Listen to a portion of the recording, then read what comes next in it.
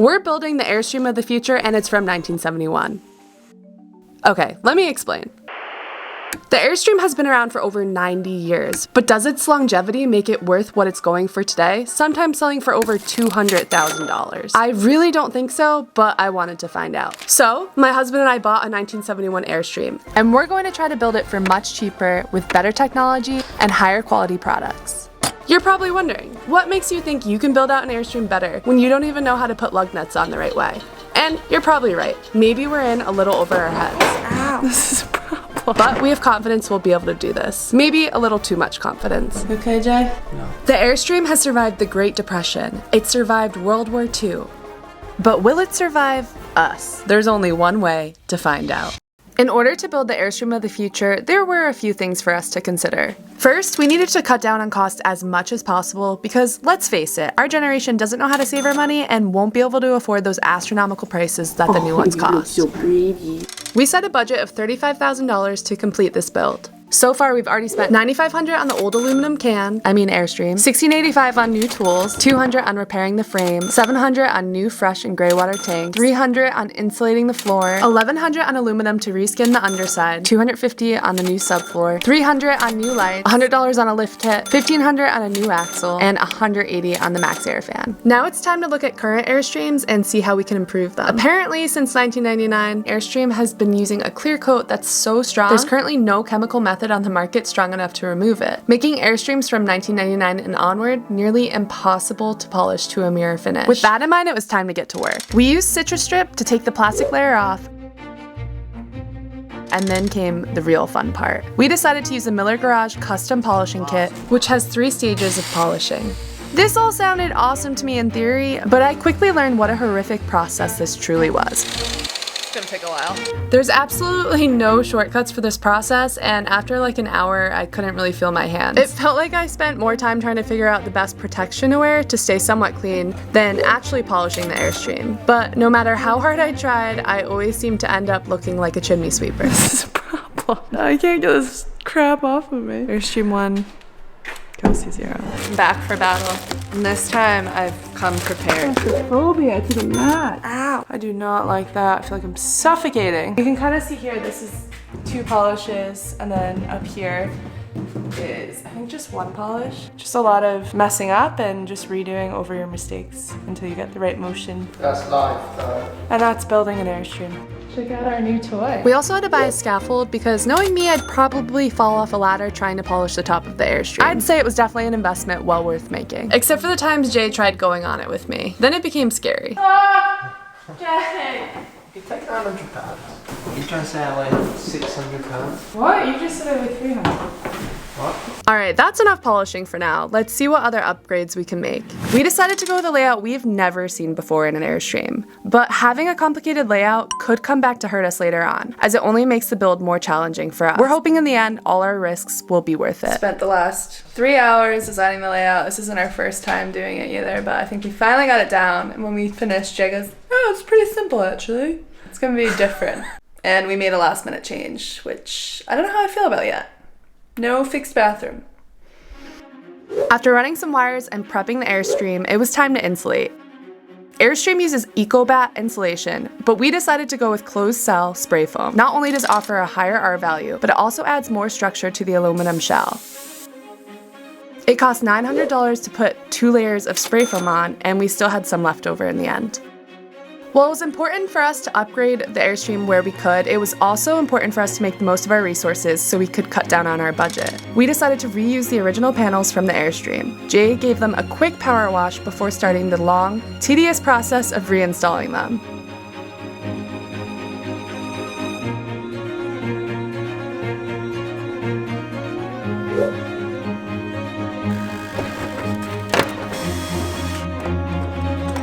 Jesus Christ. This ended up saving us about $600 in metal. But it also drove Jay insane.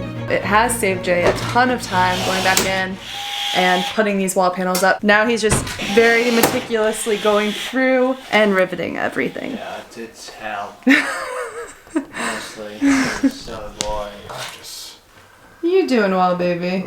Jamie likes working with wood. We're almost there, baby. We're almost working with wood. Sucks. We also saved money by reusing the original end cap. That was also the place we found the dead bird. Reusing parts of the Airstream was about more than just saving money to us though. When we first got this Airstream, it was completely gutted, but that piece was in there and then like some old cabinets were in there. So we want to pay tribute, I guess, to the Airstream and keep some things the same. Unfortunately for Jay, a design choice we made meant he wasn't done with the metal just yet. We decided to go for a segmented end cap. Some of the upgrades we made were related to the design, and they might be considered more of a personal preference, but I'm still going to count it. I think the metal must have known Jay didn't like working with it though, because it basically attacked him. You okay?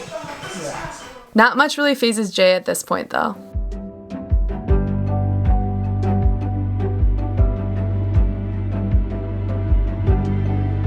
Honestly, creating the end cap is kind of a messed up process because after clecoing the pieces in, you basically have to undo your work and rivet them in.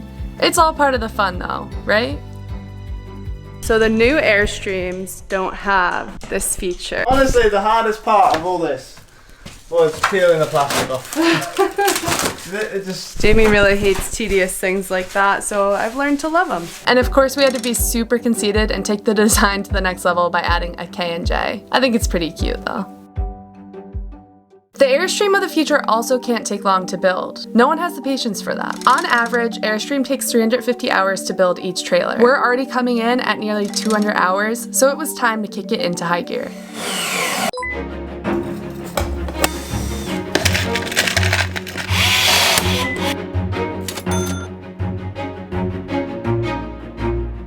As we sped on, we kept in mind reusing everything we could. Reusing these tracks. These were in the original Airstream, and we're gonna put the walls in these little slots.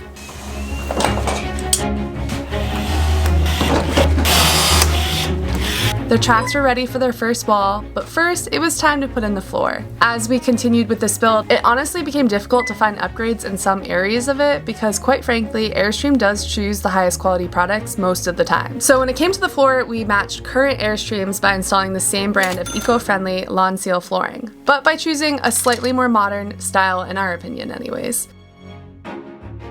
We also matched current Airstreams by having marine-grade surround sound speakers. We're getting super bougie with this Airstream. Like, this is just ridiculous. This thing's gonna be bumping.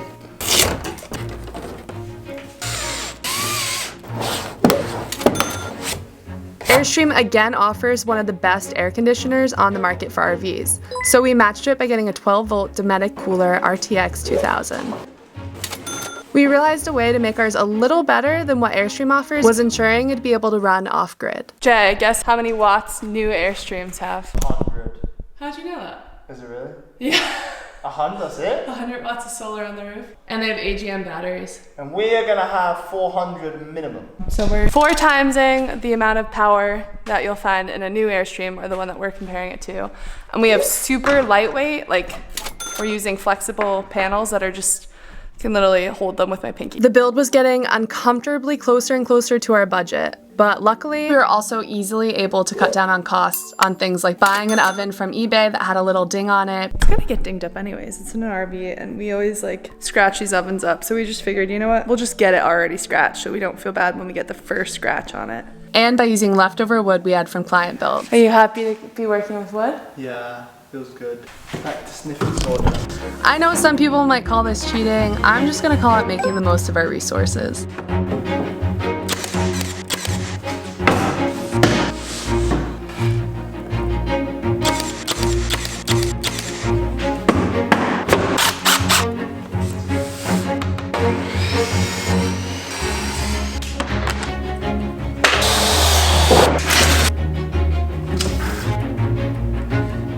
Jay was finally in his happy place, building with wood, and that's when the speed always picks up for our builds. This wood must have had a conversation with the aluminum though, because it also wasn't too happy with Jay. Jay was still happy though, and that's all that matters. Jay used leftover wood to build the biggest drawer Airstream has ever seen. That'll be good, baby. You've never seen an Airstream with a drawer like this before. Honey. With every good thing that happens in this build, there's probably 5 challenges we face. Remember that unique layout we came up with? It was coming back to bite us in the butt sooner than we had thought. Literally. It's like 9:30. It's 10. Oh, sugar. It's 10 p.m. and we're trying to figure out something very, very important. Some would say the most important thing in the build. I'm trying to figure out where the toilet goes. If some of you guys remember, Jamie could not fit in our bathroom in the van. It's not an easy task in such a small space, but we're gonna find a way to make it work. We can't make that higher, so it's not gonna work. We want to leave the Airstream feeling open, but still have the ability to close off the bathroom when needed. Because even though we've been married for 4 years now, we still want to leave some things to the imagination. For now, we just have to leave it and focus on some things we could control. Like the fact that I can fit into my husband's pants. I have an announcement to make. Yeah? I'm wearing Jamie's pants. That's where I'm at in life right now. Just call me Jamie. Oh yeah. Also things like saving money by reusing the old windows. These were in pretty rough shape, but still salvageable with a little cleaning, sanding, spray paint, time, and love.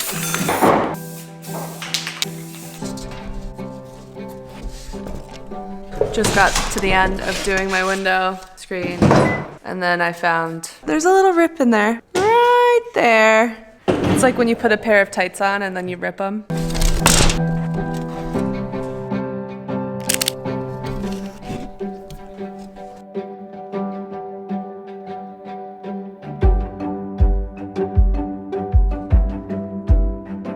Before putting the windows back in, it was time to clean up the disgusting window frames. This was a long and actually painful process. Rest in peace to the bees that used to live here. There were definitely times where it almost broke me. So, you know how Jay hates working with metal? I hate finishing with metal. It's dirty. It's so hard to make it look good. It's dirty. This already looks a lot better than it did. You guys probably can't take me seriously right now. It was tough on my body just like the polishing was. But luckily, a little awkward dancing helped power me through it. And after a few days, the windows were looking great. Not perfect, but much better than before. It's almost over. One more window left. What are you doing, Jay? He's just in the zone. I'm being Donald Trump and building a wall. Alright, it was time to make some real progress and finally put up the first wall. Nice. As we continued this rocky journey of high highs and low lows, it became more and more clear to us why Airstream has been around for as long as it has been. It can be easy to look at a high price tag and think they're trying to lure you in like a fish with their shiny exterior. But the truth is, there are a lot of things we couldn't find ways to improve on. Are they overpriced? Maybe. But when you compare their average lifespan of 40 years to most other trailers who have an average lifespan of 15 years, I honestly don't think they're overpriced by much. In other news, we do have our first and only wall up. What do you think? Never have too many clamps. We have a lot of fun designs planned ahead for this build. So cool! But are we making the most epic Airstream for the future? I'm not sure. Because truth is, they're already pretty freaking epic. How tall does it go?